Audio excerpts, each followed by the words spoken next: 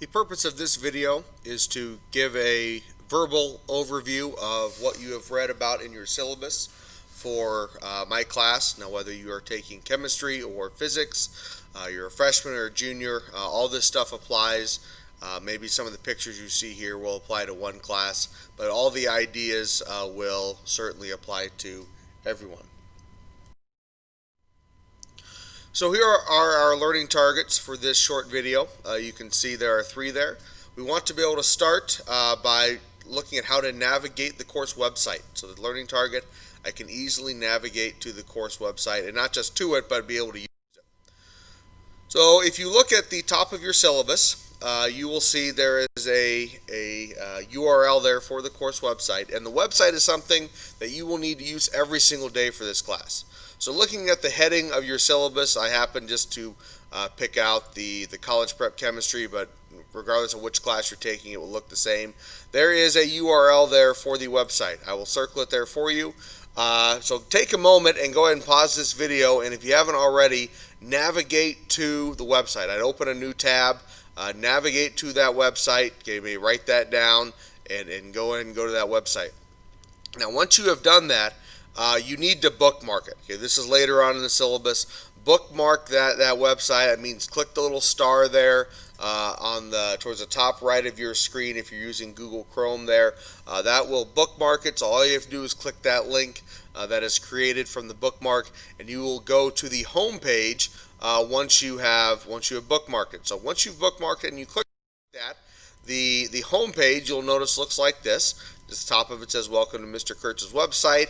Here there's a message to you, and again it says bookmark this site, and it gives you a kind of an overview of what you'll find there. Okay, it says here, by clicking the link to your class above, you will have access to your class calendar and course material. Materials include lecture videos, worksheets, practice material, and other useful links. And do please let me know if you find part of the site that is not seeming to be functional. So notice up here in the top right there is a classes button or classes tab. If you just hover over that, if you just take your cursor and hover over it, you'll get a drop down menu. You could also click on it and it'll take you to a page that links these. But then all you'll do then is you'll choose your class. So if you are in 9th grade physics, you would click that. If you're in college prep chemistry, you'd click that, obviously, and so on. So once you click that, all the pages will look basically the same.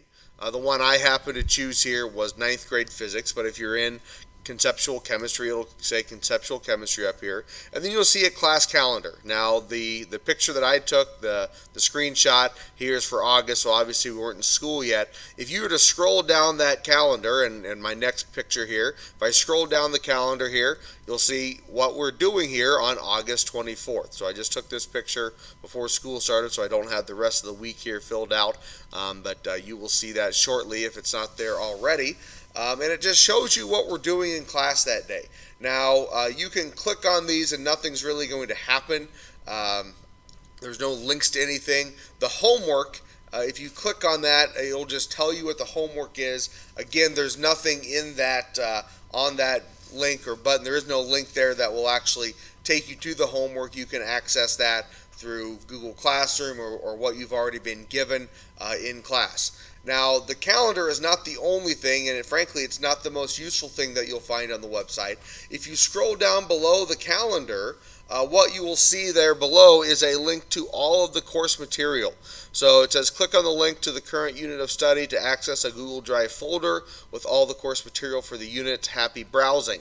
So if you were to click either of these, this is for the 9th grade physics. Right now I have a link there for introductory material. So there you will find, for example, the PowerPoints to these videos you've been watching the first couple days, including this one right here. So if you were to click that link, you would find the PowerPoint that I'm using to record this with, or you would find the PowerPoint to the one on a flipped classroom that you watched the other day.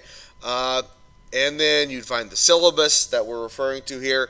If you were to click on this link here for Tools of Physics, you would find all of the material for that unit, from the learning targets to worksheets, to class notes, to PowerPoints, anything that we would happen to need for class, you would find there as a resource for you. So this is something you will need to use every day, from looking at what we're going to be doing to homework assignments to due dates, etc. It will all be on the website. All right, so we have checked out learning target number 1 there. We have been able to navigate to the website. Next thing, you should be able to explain the importance and purpose of homework and how it will be evaluated. So let's talk about homework for just a bit. This blurb here that you see comes from your syllabus under the assessment and evaluation, and point A there is about homework. Let's talk about the purpose of homework. And if we just read the first sentence there, it says homework that is assigned to you is your chance to prepare for class and or practice the skills that you are trying to master. This is the purpose of homework. It is not simply to make you have something to do. It's not to make your life difficult or busy or just to waste your time. Certainly in my class, and I would guess every single teacher would say the exact same thing, the homework that we are giving you is purposeful. We are not going to give you more than is necessary, but yet we're going to give you stuff that is needed for you to achieve to the best of your ability in any class that you're taking. So it's something that needs to be done. Okay, notice the last sentence here. You must complete the homework. I really prefer the word practice because that's what it is, or the practice if you wish to achieve your full potential.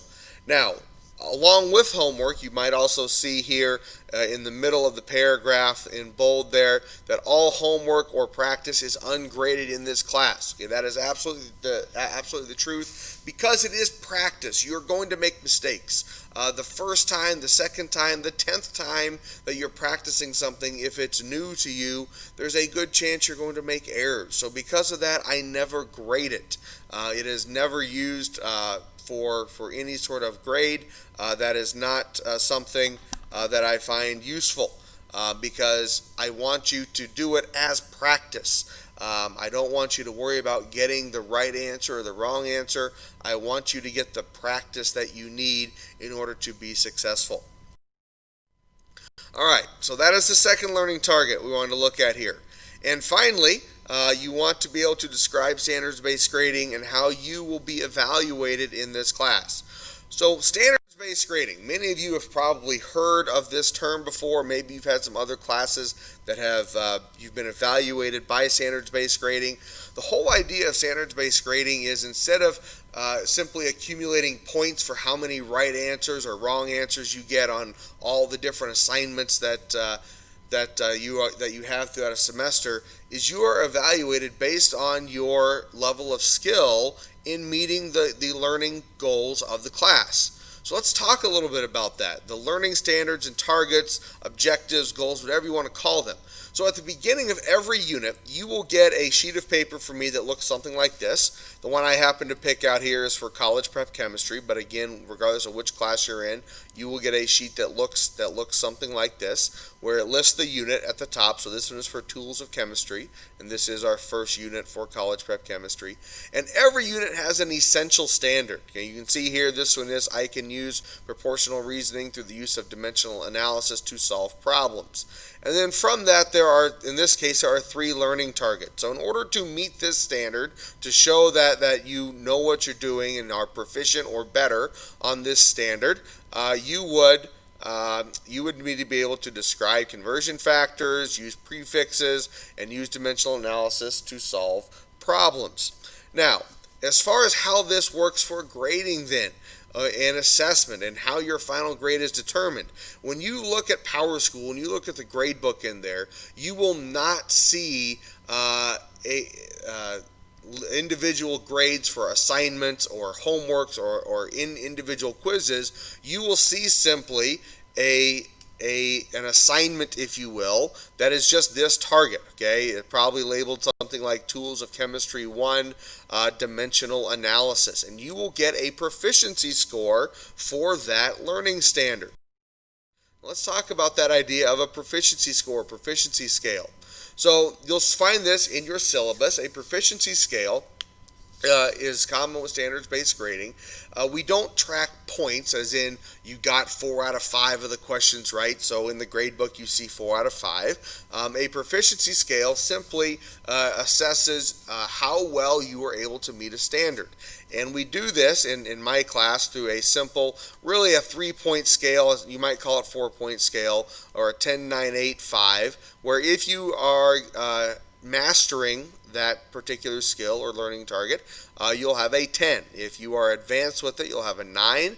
If you are proficient, you'll have an 8. And if you're not yet proficient, meaning you've tried it and we're not there yet, then it'll be recorded as a 5. And if you haven't given me any evidence yet, because you're just not doing any work and you're not taking quizzes, yada, yada, yada, which obviously that will not be any of you, it would be recorded as a 0. But notice here the descriptions. The descriptions don't say, for example, 10. It doesn't say you get 100% right. The description is that you demonstrate full understanding of the concepts involved, clearly showing all reasoning, using notation correctly, and making no algebraic errors. Notice there's nothing in there about how many questions you get right or wrong.